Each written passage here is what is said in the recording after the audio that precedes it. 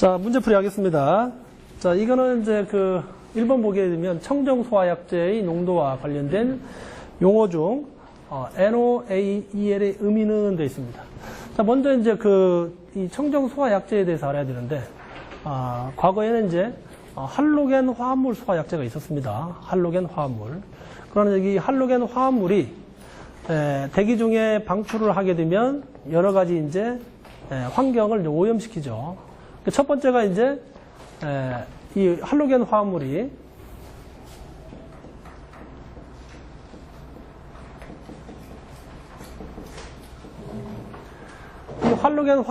이게 대기 중에 개방이 되게 되면 이 염소 때문에 염소라는 게 있습니다. CL.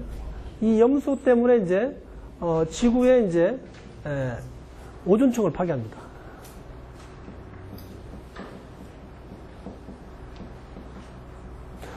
우리 이제 저 위에 한 40에서 50km 그 위에 성층권이 있는데 거기에 오존이 있는데 그 염소라는 게 이제 여러 가지 반응에 의해서 이제 오존을 이제 파괴합니다. 그렇기 때문에 이제 요거를 이제 미국의 이제 로랜드 교수가 발명을 해서 오존층을 파괴한다. 이 염소가. 그래서 이제 이 할로겐 화합물을 이제 쓰지 못하게끔 이렇게 규제가 됐습니다. 그래서 2020년부터는 이제 쓸 수가 없고 지금 현재 이제 설치된 게 있기 때문에 아직까지도 이제 기사 시험 문제에 출제가 되고 있어요. 자, 그래서 이제 대체 소화약제가 이제 바로 청정 소화약제가 되겠다. 청정 소화약제. 그 중에서 이제 우리가 이제 독성 농도 지수가 있는데 여기 보면 이제 NOAEL이 있습니다. NOAEL. No Observed Adverse Effect 레벨이라 해서 우리가 이제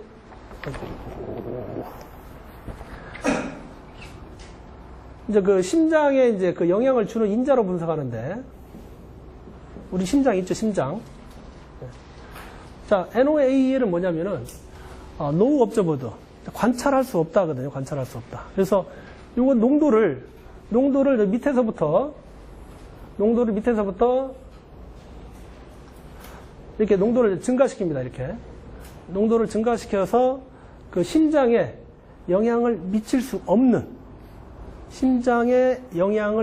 없는 최대 농도가 바로 NOAEL이죠. NOAEL. 그래서 여기 이제 답으로 보게 되면 이제 여기 답은 있죠. 인간의 심장에 영향을 주지 않는 최대 허용 농도로서 관찰이 불가능한 부작용 수준이 바로 NOAEL이 되겠습니다. NOAEL.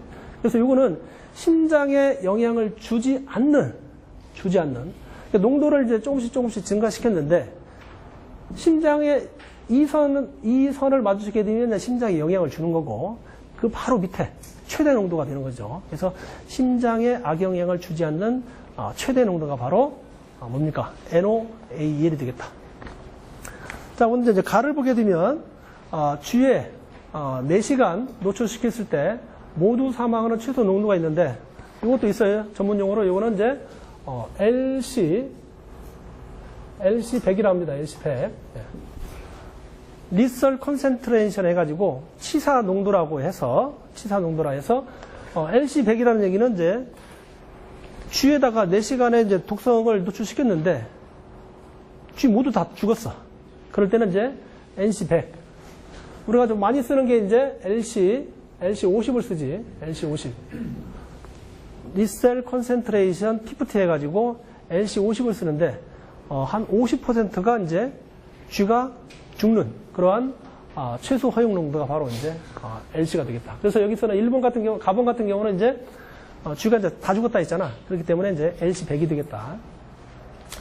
그 다음에 이제 여기 사망에 이르게 할 수 있는 최소 농도라는 게 있는데, 요거는 이제, LCLO가 되겠다. LCLO. Low Risk Publish Lethal Concentration 에서 사망에 이르. 이거는 이제, 여기 이제 다번 같은 거는 이제 심장에 대해서 영향을 주는 거고, 나번 같은 것은 이제 사람의 이제 목숨이지, 이제 사람이 죽는 거지. 그런 농도를 얘기할 때 이제 LCLO라 한다. 그 다음에 여기 이제 라버를 보게 되면 악영향을 감지할 수 있는 최소 농도. 요거는 이제, 이 NOAEL하고 좀 반대되는 개념이다. 그래서 NOAA 아니고 이제 LOAEL. 노 리스트. 법조 모두 이제 애드버스 이펙트 레벨에서 요거는 이제 어떻게 되겠어? 아까 이제 NOAEL은 농도를 이렇게 증가시키면서 심장에 영향을 주지 않는 거고, LOAEL은 농도를 많이 줬다가 이 양을 이제 조금씩 감소시켜서 심장에 감소시켰는데도 심장에 영향을 주는 농도. 그래서 최소 농도. 그래서 심장에 영향을 줄 수 있는 최소 농도를 우리는 이제 LOAEL이라 한다. LOAEL. 아시겠죠? 네, LOAEL입니다.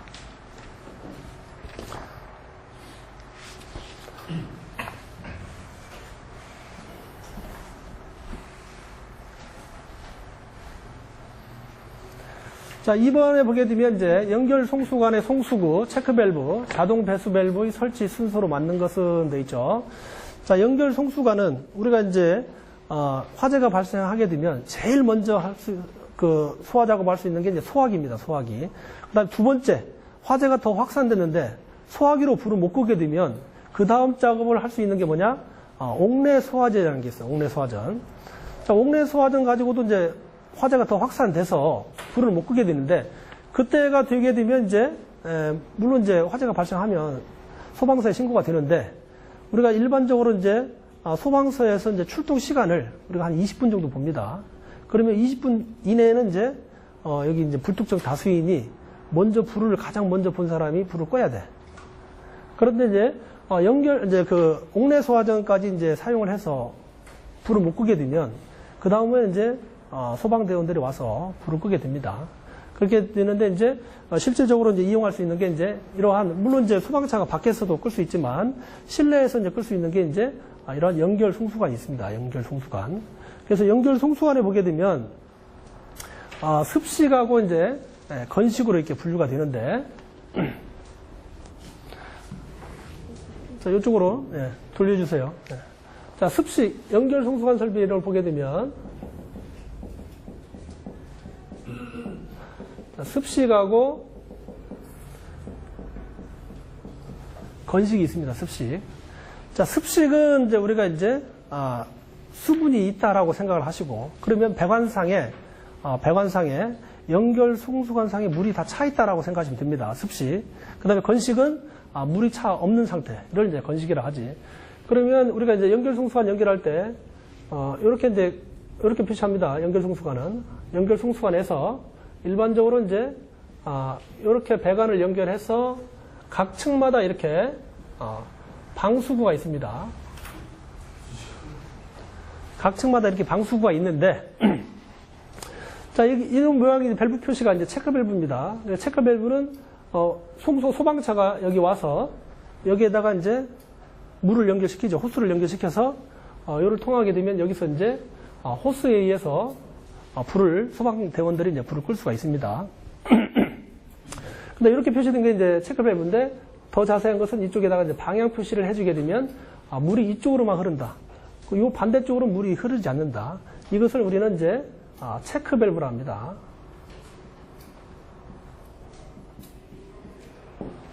이렇게 도시기후가 이렇게 된 것은 이제 체크 밸브. 그래서 체크 밸브가 있는데, 자, 우리 습식 같은 경우는 어떻게 해? 자, 여기 체크 밸브에서부터 여기 방수구까지, 여기까지 다 물이 다 차 있다. 물이 차 있는 상태를 우리는 습식이라 합니다. 습식. 그 다음에 똑같이 표시할 때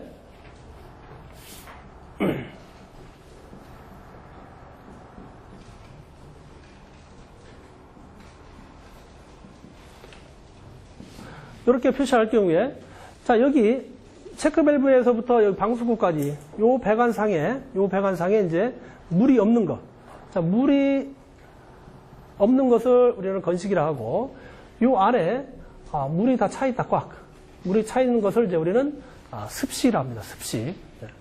습식이라 하는데, 자, 그러면 여기에 보게 되면 이제 우리가 이쪽 바깥쪽 같은 경우는 이제 물이 있을 경우에 배관상에 물이 있게 되면 겨울철 같은데 동파가 일어나죠. 그래서 이제 물을 자동적으로 빼줄 수 있게끔 시설을 해줘야 됩니다. 어떤 습식이기 때문에 여기서부터는 이제 배관이 동파되더라도 이제 동파되지 않게끔 단열 조치한다든지 이렇게 할 수가 있습니다. 그런데 여기서 이제 송수구하고 요거는 이제 송수구로 하죠. 송수구하고 이제 이 체크 밸브 사이에 자동 배수 밸브를 설치합니다. 자동 배수 밸브.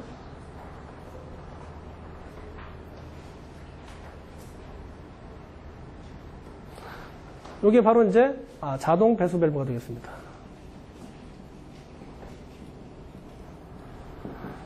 습식 같은 경우는 이렇게 송수구, 자동 배수 밸브, 체크 밸브 요 순서입니다. 그래서 송수구에서 예를 들면 소방차가 와서 물을 처음에 쏘게 되면 물이 여기서부터 차가지고 이쪽으로 이제 다 차겠죠. 물이 다 찹니다. 그런데 여기 습식이기 때문에 여기서부터 여기까지는 나중에 물이 차 있으면 안 돼. 겨울철에 이제 동파 같은 게 발생하기 때문에. 그래서 자동 배수 밸브에 의해서 물이 자동적으로 빠질 수 있게끔 해줘야 된다. 그래서 자동 배수 밸브가 설치가 돼야 된다. 그래서 습식 같은 경우는 이제 송수구, 자동 배수 밸브, 체크 밸브 이렇게 돼 있으면 이제 습식이 맞지. 자, 우리 이제 여기 2번에 보게 되면 습식인 경우 송수구, 자동 배수 밸브, 체크 밸브 이거 돼 있죠. 요게 이제 순서가 맞는 거지.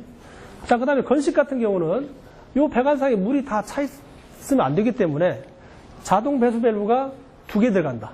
자, 송수구하고 체크 밸브 사이에 자동 배수 밸브가 하나 더 들어가고, 그 다음에 여기도 마찬가지 물이 없어야 되기 때문에 여기도 마찬가지 자동 배수 밸브가 이렇게 설치가 된다. 자동 배수 밸브. 그래서 어떻게? 건식 같은 경우는 송수구, 자동 배수 밸브, 체크 밸브, 자동 배수 밸브. 건식이기 때문에 건식 같은 것은 물이 들어가 있지 않아야 된다. 이렇게 이해를 하시면 됩니다. 이렇게 이제 연결된 것을 찾게 되면 이제 나번이 답이죠.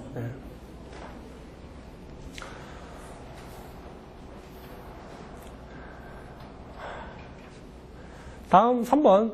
다음 소화기에 대한, 야, 이거 뭐 안 맞네, 이거.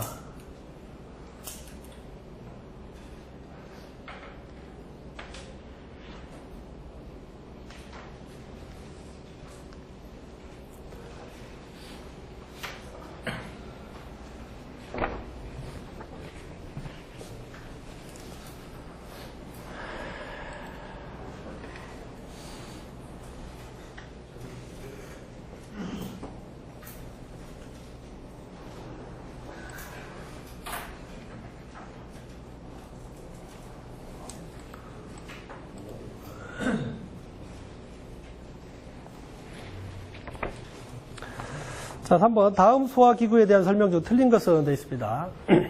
자, 먼저, 가번을 보게 되면, 소형 소화기는 보행거리 20m 이내에 두도록 설치한다.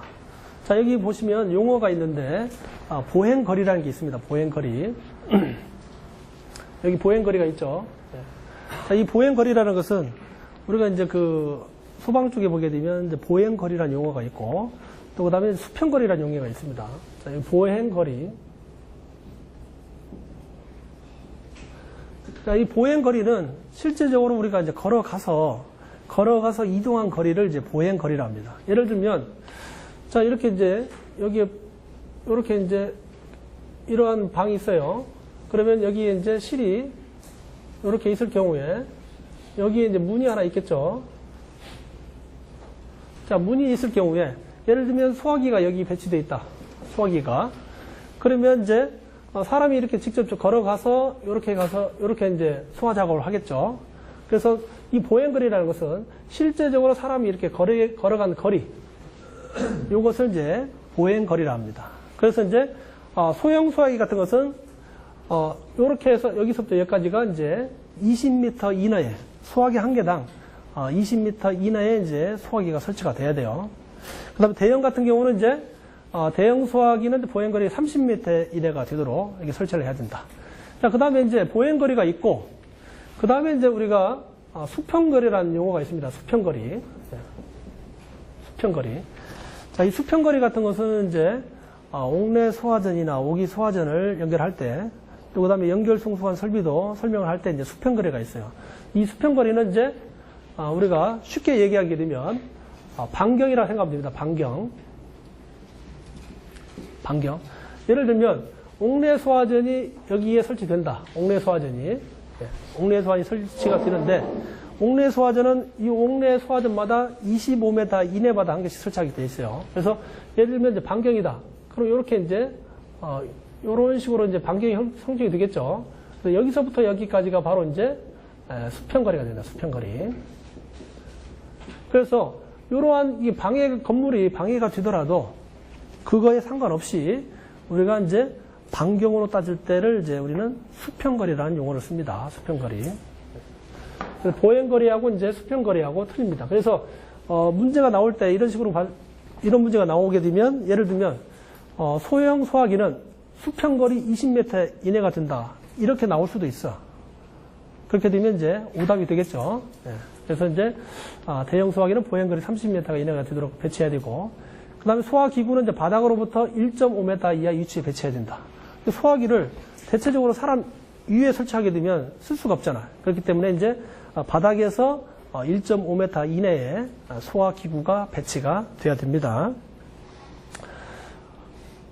그 다음에 이제 라번을 보게 되면 이산화탄소 소화기구는 밀폐된 거실로서 바닥 면적이 20스퀘어미터 미만의 장소에 설치된다. 자, 이산화탄소 같은 경우는 대기 중에 노출이 되게 되면 밀폐된 공간에서는 이제 질식을 시킵니다. 이산화탄소 자체가 질식 소화하기 때문에. 자, 그렇게 되면 이러한 면적이 좀 작은 곳에서는 이제 사람이 불을 꺼야 되는 목적인데 사람이 죽으면 안 되잖아요. 그렇기 때문에 이제 이렇게 이산화탄소 소화기 같은 것은 이제 20제곱미터 미만의 장소에서는 설치하는 게 아니고 설치할 수 없다. 설치할 수 없다. 자, 말고 이제 이산화탄소 소화기구 말고 다른 것도 있는데 똑같이 할로겐 화합물 소화기가 있어요.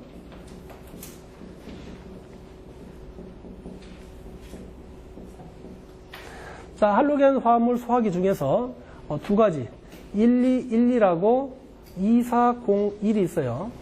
2402. 자, 1212라고 2402가 있는데 요 두 개도 마찬가지 20스퀘어미터 미만의 장소에 사용할 수가 없다. 이것도 마찬가지. 요 두 개도 질식 소화를 합니다. 질식이 되기 때문에 마찬가지 요 두 가지도 사용할 수 없다. 그러나 이제 할로겐 화합물 소화 약제 중에서 1301이 있어요. 1301. 1301이 있는데 요것은 이제 사용할 수가 있겠습니다. 사용할 수 있겠다. 그래서 자, 20스퀘어미터 미만의 장소 설치할 수 없는 것, 이산화탄소 소화기하고 할로겐 화합물 소화기 중에서 1212라고 2402는 밀폐된 장소에 사용할 수 없습니다.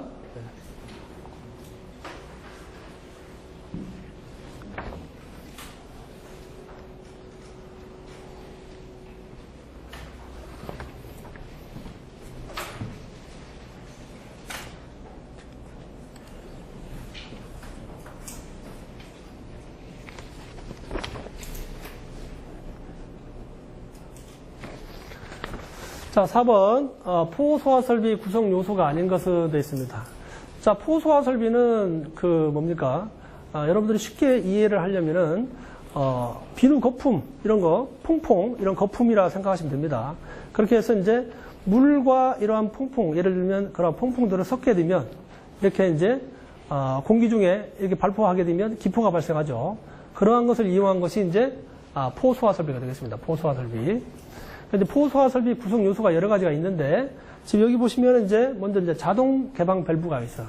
자동 개방 밸브는 화재가 발생된 지역에 자동적으로 이제 개방이 돼서 그쪽으로 이제 소화할 수 있게끔 포소화 원액이 이제 흘러갈 수 있게끔 하는 밸브가 바로 자동 개방 밸브가 되겠다. 그다음에 클리닝 밸브가 있는데 이 클리닝 밸브는 분말 소화 설비에 사용되는 그러한 구성 요소가 되겠습니다. 분말 소화 설비. 자, 분말 같은 것은 이제 소화 약제 중에서 고체 소화 약제입니다. 고체. 이제 고체 소화 약제인데 우리가 화재가 발생을 해서 그 분말을 한번 방사하게 되면 이런 고체이기 때문에 밸브나 아니면 관이 꺾이는 곳이라든지 이런 곳에 분말이 이제 체류하겠죠. 그럼 분말이 체류하게 되면 고체라는 것은 이제 대기 중에 수분을 함유하게 되면 응고가 일어나요. 그 응고가 일어나게 되면 나중에 다시 사용을 할 경우에 이제 배관이나 밸브 등이 이제 막히겠죠. 막히게 되면 이제 실제적으로 다 화재가 발생해서 소화 기능을 해야 되는데 그렇지 못할 경우가 있습니다. 그러면 이제 분말 소화 설비를 이제 약재를 방전한 후에 이 클리닝 밸브를 개방을 해서 배관 중에 있는 그런 분말 가루 등을 이제 깨끗이 청소하는 그러한 기능을 한다라고 이해를 하면 되겠습니다. 그래서 이제 이 클리닝 밸브는 이제 분말 소화 설비에 사용된다. 자, 혼합 장치가 있습니다. 포소화 설비에 혼합 장치가 이제 4가지가 있어요. 4가지. 4가지가 있는데 이 혼합 장치도 상당히 그 기사 문제에 많이 출제가 되고 있다. 그래서 이제 뭐 라인 프로포셔너, 그다음에 프레저 프로포셔너, 프레저 사이드 프로포셔너, 펌프 프로포셔너 이렇게 한 4가지가 있습니다. 혼합 장치. 이거는 다음에 또 깊이 설명드릴 때 설명드리도록 하고, 그 다음에 이제 고정포 방출구. 이거는 이제 이동식이 아닌 고정식 방출구. 실제적으로 이제 포소화액제가 이제 나오는 부분이 이제 고정포 방출구가 되겠다. 그래서 이제 여기 이제 포소화 설비의 구성 요소가 아닌 것은 이제 클리닝 밸브가 되겠지. 이거는 이제 분말 소화 설비에 해당되는 그러한 구성 요소가 되겠습니다.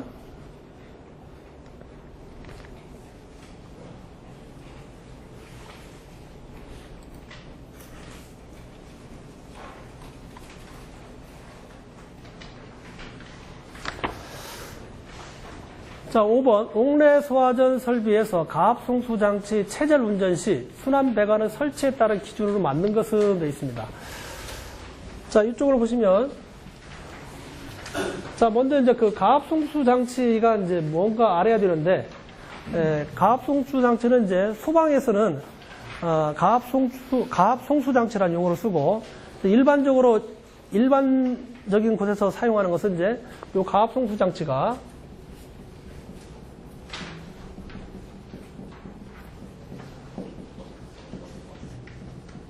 펌프라고 생각하면 됩니다. 펌프. 물펌프.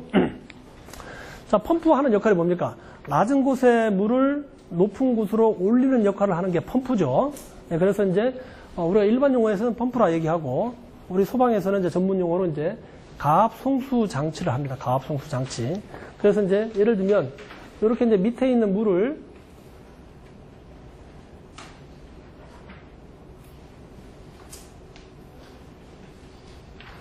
이렇게 이제 퍼 올리는 역할을 하는 게 이제 이 가압 송수 장치죠. 그럼 우리는 이제 실제적으로 이제 소화전이기 때문에 이렇게 이제 물탱크가 있는 게 아니고 여기에 이제 방수구가 연결되어 있죠. 방수구가 연결되어 있고 그다음에 호스를 연결해서 실제적으로 이제 소화 작업을 할 수 있는 이제 옥내 소화지에 연결됩니다. 이렇게 연결됩니다. 그런데 이제 이 가압 송수 장치가 있는데 이 체절 운전이라는 것은 뭐냐?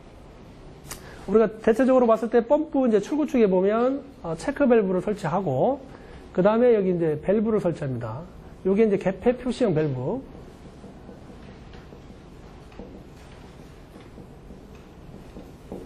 개폐 표시형 밸브를 설치합니다. 그래서 우리가 이제 체절 운전이라는 것은 뭐냐면 요 펌프를 가동을 시키게 되면 밑에 있는 물을 위로 올리죠. 밑에 있는 물을 위로 올리는데 요 밸브를 닫습니다. 요 밸브를 잠그게 되면 요쪽으로 이제 물이 못 나가죠. 나가는 것을 이제 막는 거죠. 그래서 요 낮은 그 펌프 출구 쪽에 이 밸브를 잠근 상태에서 운전을 하는 것을 이제 체절 운전이라 합니다. 그러면 여기 밸브를 닫은 상태에서 요 펌프가 이제 돌아가게 되면 어떤 현상이 일어나느냐? 펌프에 보게 되면 이제 물을 퍼올리는 임펠러가 있어요.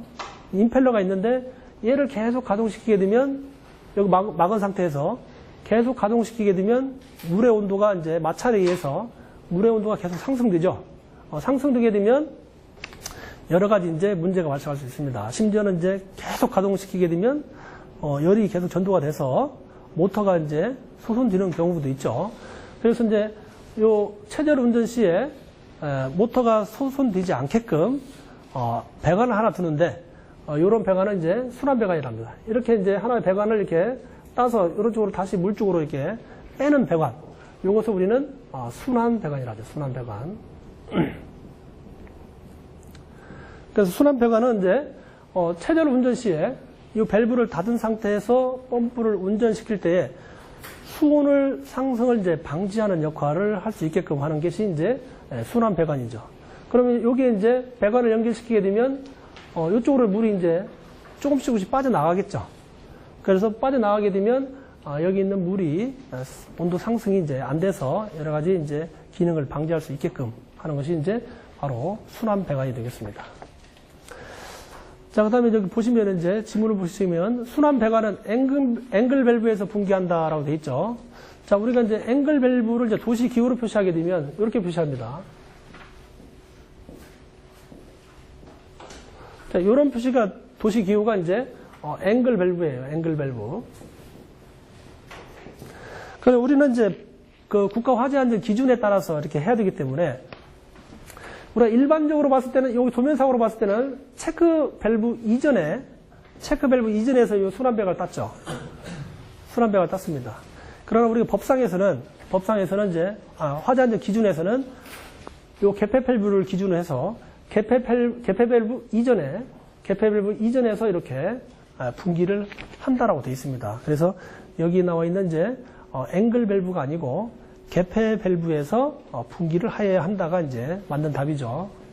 1번은 이제 가번은 이제 틀렸죠.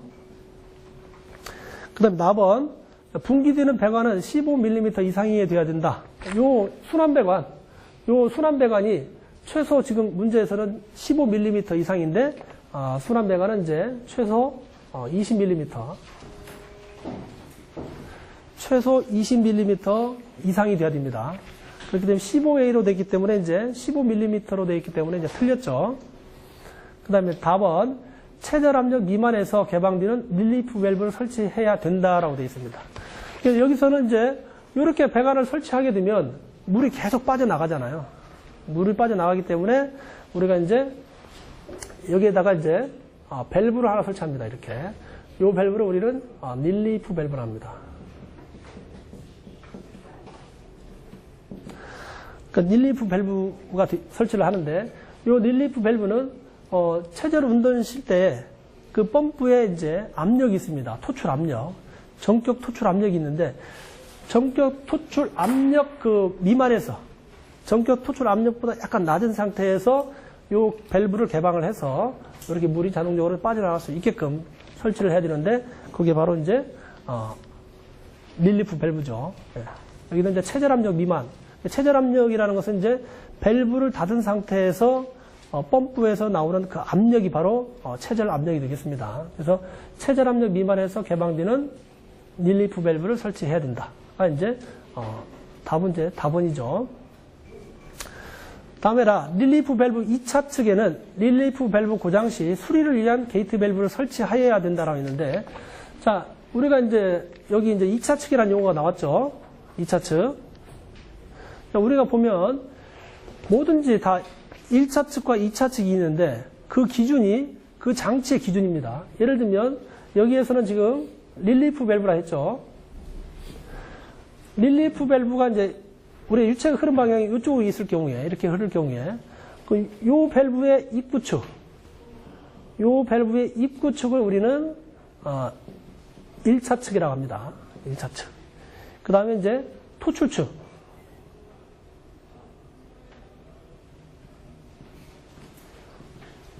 토출축을 우리는 이제 2차 측이랍니다. 2차 측. 1차 측.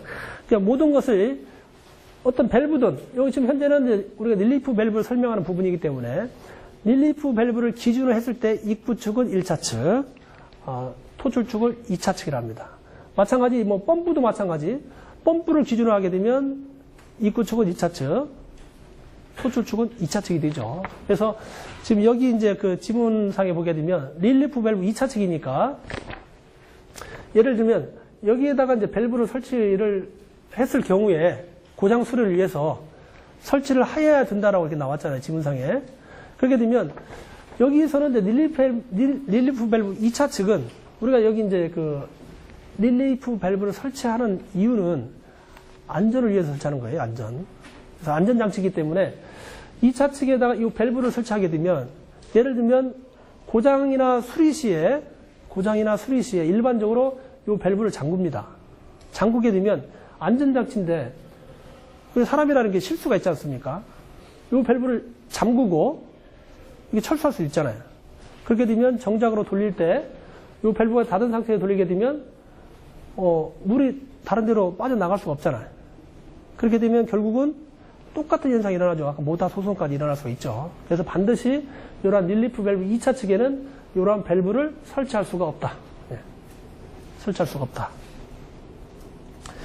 그리고 반드시 이제 안전 밸브라는 게 있어요. 안전 밸브도 마찬가지 2차 측에는 저렇게 밸브를 설치하면 안 됩니다. 그래서 여기도 마찬가지 이제 릴리프 밸브도 이제 안전장치이기 때문에 안전장치 2차 측에는 밸브를 설치할 수가 없다. 네. 그리고 반드시 기억하셔야 되겠죠. 그래서 5번의 답은 이제 몇 번이야? 4번이죠. 네, 4번입니다. 자, 6번. 폐쇄형 스프링클러 헤드를 사용하는 설비 방식의 종류가 아닌 것은 되어 있습니다. 우리가 일반적으로 이제 스프링클러 설비를 하게 되면 1차 측이죠. 네? 1차 측이 아까 네. 글씨도 뭐였어요? 뭐라고? 1차 측. 외국이에요. 입구 축을 이제 1차 측이란다. 네. 자, 우리가 이제 스프링클러 설비를 보게 되면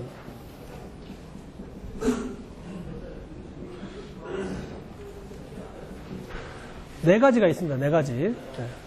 네. 첫 번째 이제 습식이 있고, 그 다음에 건식, 준비 작동식,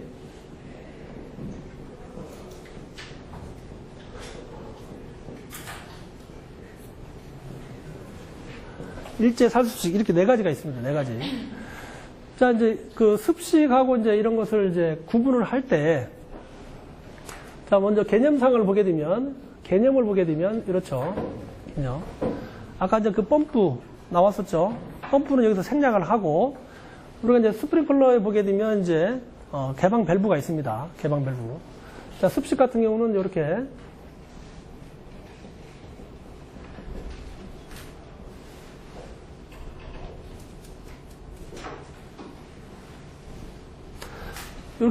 이렇게 사용되는데, 이게 바로 이제 알람 밸브입니다. 습식 같은 경우는 이게 이제 알람 밸브라는 용어를 씁니다. 알람 밸브. 그 알람 밸브 이제 입구 축은 1차 측이죠. 1차 측이고 2차 측 알람 밸브 출구 측이 이제 2차 측이에요. 2차 측인데 그럼 1차 측과 2차 측이 뭐로 이루어졌느냐에 따라서 이제 구분을 합니다. 그래서 습식 같은 경우는 1차 측과 2차 측에 전부 다 가압수가 들어가 있습니다. 물이 들어가 있어요. 가압수.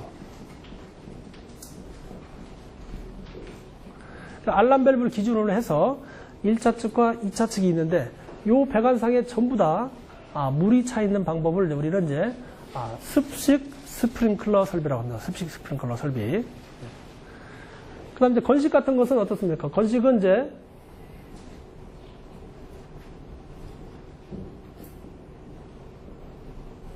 마찬가지로 여기 1차 측이 있고 이제 2차 측이 있는데 여기 이제 요거는 이제 건식 밸브라 하죠. 예, 요거는 건식 밸브라 합니다. 그래서 건식 밸브 이제 1차 측에는 이제 여기는 물이 차 있습니다. 가압수. 예. 1차 측에는 가압수가 들어가 있어요. 소화약제인 물이 들어가 있습니다. 물이. 그래서 여기 2차 측에는 이제 뭐가 들어가 있느냐? 건식이죠. 건식이기 때문에 물이 들어가 있지 않다. 그래서 이제 여기 건식 같은 경우는 이제 압축 공기가 들어가 있어요. 압축 공기. 네. 압축 공기가 들어가 있습니다. 네. 건식은. 그래서 1차 측은 가압수, 2차 측은 이제 압축 공기가 들어가 있다. 그 다음에 이제 준비 작동식이 있습니다. 준비 작동식은 프리 액션 밸브를 하는데 마찬가지 1차 측과 이제 2차 측이 있는데 1차 측은 이제 여기에 가압수가 들어있어요. 가압수. 그 다음에 이제 여기 2차 측은, 그냥 대기 개방. 대기압 상태로 있습니다. 대기압 상태. 아무것도 안 들어있대요.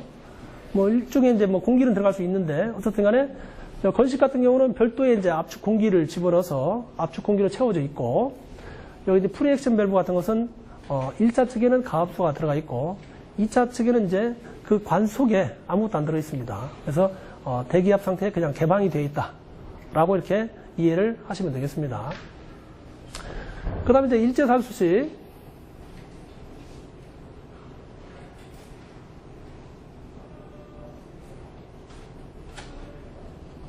자, 1차 측과 이제 2차 측이 있는데, 요거는 이제 준비 작동식 밸브죠.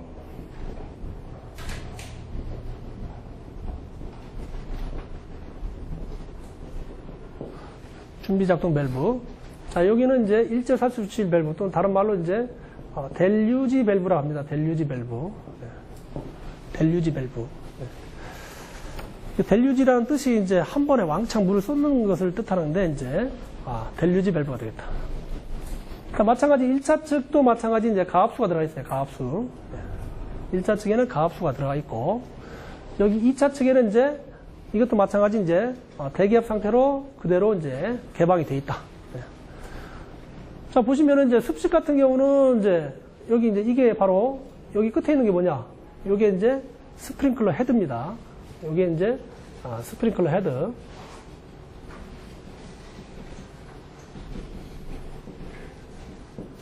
그래서 스프링클러 헤드까지 다 물이 차 있는 것을 이제 습식. 그 다음에 건식 같은 것은 이제 건식 밸브까지는 이제 물이 차 있고, 헤드까지는 이제 압축 공기가 차 있고, 그 다음에 준비작동식은 이제, 준비작동 밸브까지는 물이 차 있고, 그 다음에 여기 헤드까지는 이제 그냥 대기 중에 이제 개방이 되어 있다. 그 다음에 일제 살수식 같은 것은 마찬가지 델루지 밸브까지는 물이 차 있고, 2차 층에는 이제, 빈 배관 속이다. 아무것도 안 들어있다. 이렇게 이해를 하시면 됩니다. 그 다음에 여기 이제 그 헤드 종류가 들어가는데, 자, 습식 같은 경우는 까맣게 표시되어 있죠? 까맣게 표시되어 있죠? 요거는 이제 헤드 종류가 이제 폐쇄형 헤드입니다. 그래서 이제 습식도 마찬가지 폐쇄형, 건식도 폐쇄형, 준비 작동식도 마찬가지 이제 스프링클러 헤드는 폐쇄형이 되겠다. 폐쇄형. 그 다음에 이제 일제살수식은 이제 개방형. 예, 개방형. 자, 폐쇄형은 이제 헤드가 꽉 막혀 있는 거고, 개방형은 이제 헤드가 구멍이 뻥 뚫려 있다. 이렇게 쉽게 이해하면 됩니다. 그래서 이제 헤드 종류는 이제 폐쇄형, 준비 작동식까지는 이제 폐쇄형이 들어가 있고, 일제살수식은 이제 개방형이 들어가 있다. 그 다음에 여기 이제 그 감지기의 유무를 보게 되면,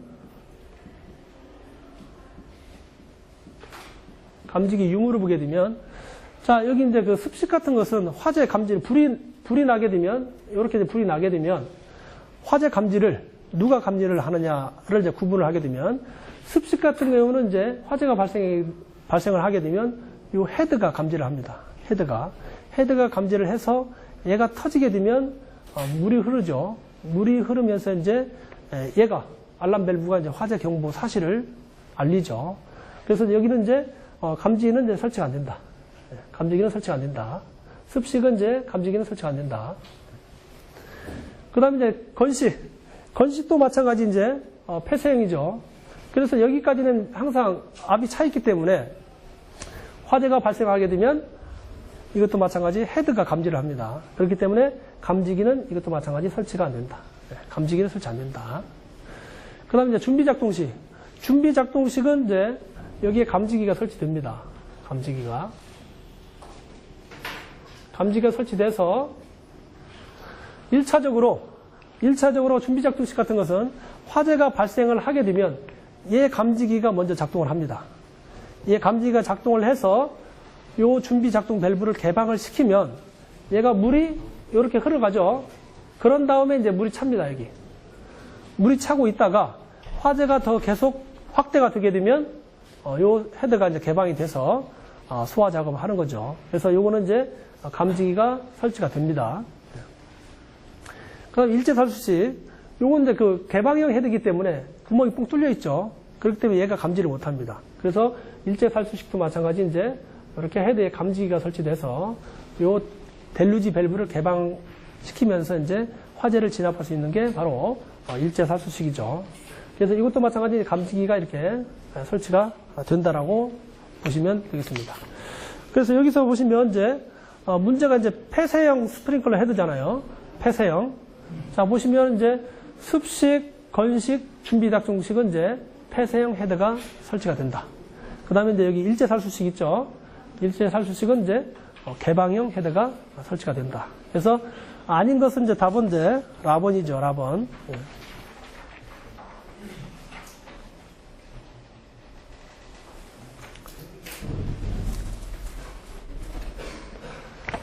자, 7번.